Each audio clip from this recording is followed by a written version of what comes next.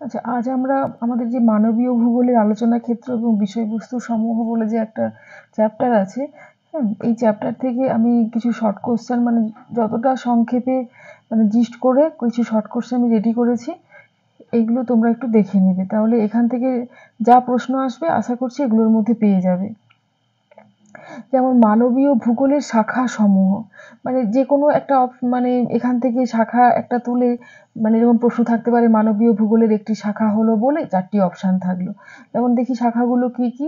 এক হচ্ছে জনসংখ্যা ভূগোল, জনবসতি ভূগোল, সামাজিক ভূগোল, সাংস্কৃতিক ভূগোল, ঐতিহাসিক ভূগোল, রাজনৈতিক ভূগোল, অর্থনৈতিক, আঞ্চলিক, চিকিৎসা ভূগোল। এগুলো সবই হচ্ছে মানবীয় ভূগোলের শাখা। তাই এখান থেকে যে কোনো একটা অপশান দিয়ে যদি আমাদের প্রশ্ন দেয় তাহলে আমরা যেন সেগুলো করতে পারি। তাই শুধু এই শাখাগুলোর নাম একটু মনে রাখবো।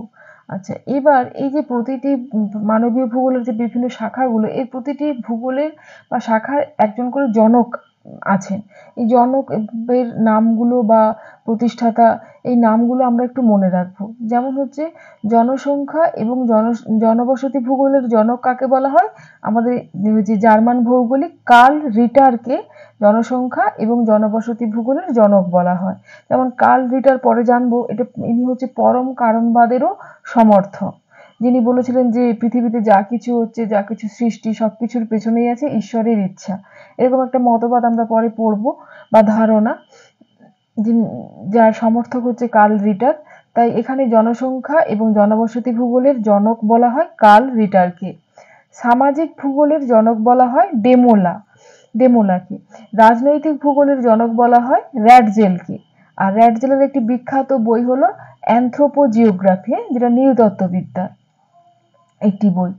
আচ্ছা, রাজনৈতিক ভূগোলে প্রথম অবদান রাখেন স্যার উইলিয়াম পেটি। প্রথম অবদান রাখেন স্যার উইলিয়াম পেটি, কিন্তু জনক বলা হয় র্যাটজেলকে। সাংস্কৃতিক ভূগোলের জনক বলা হয় কার্ল ও শয়ারকে। আর আঞ্চলিক ভূগোলের জনক হলেন কার্ল রিটার। তাহলে কার্ল রিটার হচ্ছে জনসংখ্যা এবং জনবসতি ভূগোলের জনক, প্লাস হচ্ছে আঞ্চলিক ভূগোলের জনক। ইনি একজন জার্মান ভৌগোলিক। ঐতিহাসিক ভূগোলের উদ্ভাবক হলেন হেরোডোটাস, যাকে আমরা ইতিহাসের জনক বলে জানি। তাই ঐতিহাসিক ভূগোলের উদ্ভাবক বলা হয় হেরোডোটাসকে। চিকিৎসা ভূগোলে অবদানকারী ভৌগোলিক হলেন কেলভিন। আর কতগুলো নাম আছে, যেমন জর্জ, সক্রেটিস, উইলিয়াম জর্জ প্রমুখ। সম্পদশাস্ত্রের জনক বলা হয় ই.ডব্লিউ. জিমারম্যানকে। এই জিমারম্যানের লেখা একটি বই হলো world resource and industries. World resource and industries, এই গ্রন্থটি লেখক হলেন জিমারম্যান, যাকে সম্পদশাস্ত্রের জনক বলা হয়। শিল্পের অবস্থান সংক্রান্ত ন্যূনতম ব্যয় তত্ত্বটি কার? আলফ্রেড ওয়েবারের। আর মুনাফা সর্বাধিকরণ তত্ত্বটি হচ্ছে অগাস্ট লসের। আর এখানে এই জেসি উইভার হচ্ছে একটি তত্ত্ব দিয়েছিলেন, সেটি হলো শস্য সমন্বয়ের তত্ত্ব। এটি শস্য সমন্বয়ের তত্ত্ব নামে পরিচিত, এটি জেসি উইভারের। কৃষিভূমির ব্যবহার বিষয়ক তত্ত্বটিকার ভন থুনেন। তিনি যে কৃষিভূমির কত শতাংশ কি কি কাজে ব্যবহার হবে এরকম একটি তত্ত্ব দিয়েছিলেন ভন থুনেন। ধ্রুপদী ভূগোলের জনক বলা হয় আলেকজান্ডার ভন হামবোল্ডকে।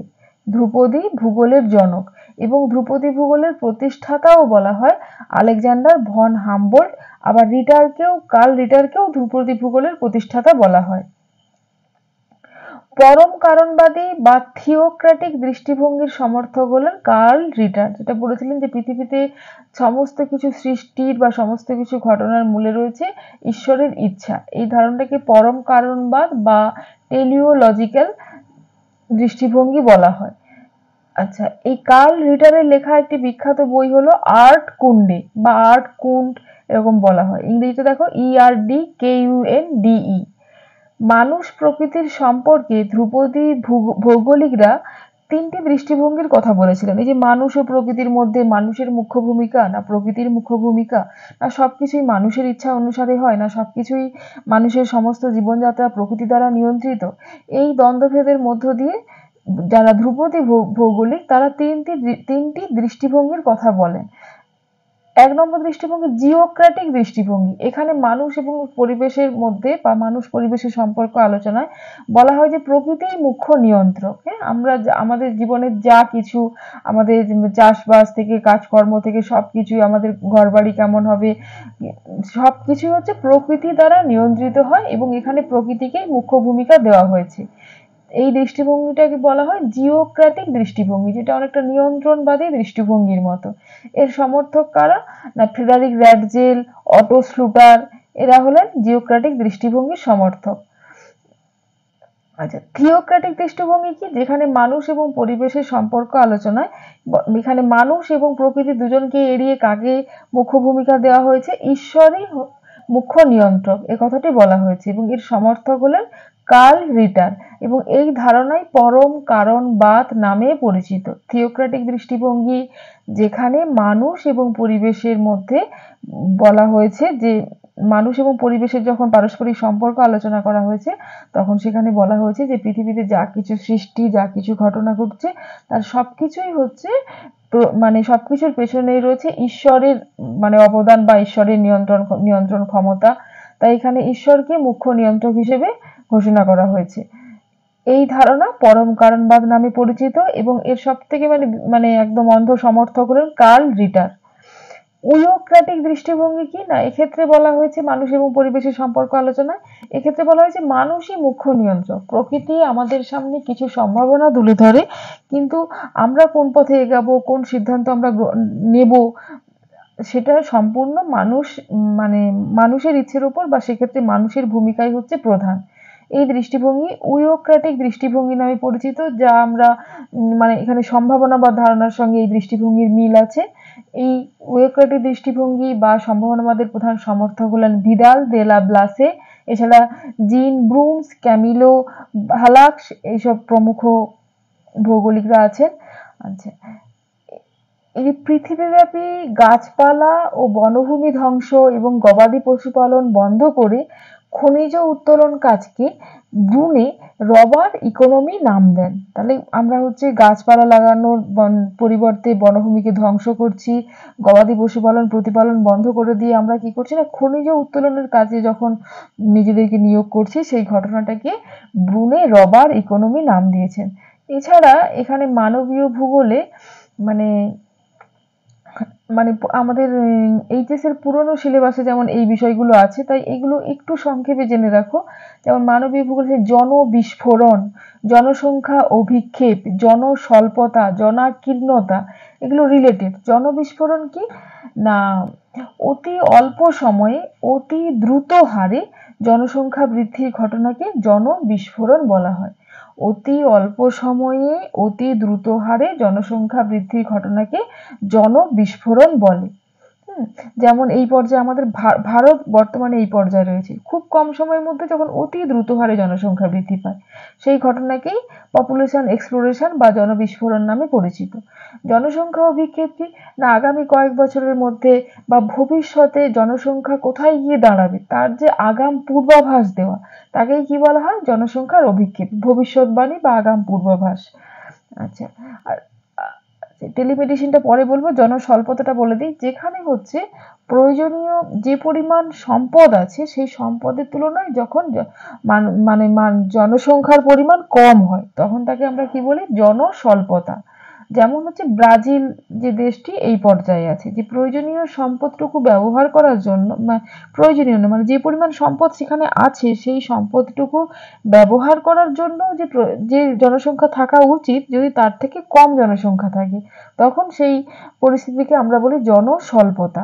আর জনাকীর্ণতা কি? না যে পরিমাণ সম্পদ আছে সেই সম্পদের তুলনায় সেই সম্পদের উপর নির্ভরশীল জনসংখ্যা হচ্ছে প্রচুর, তখন সেই পরিস্থিতিকে আমরা বলি জনাকীর্ণতা।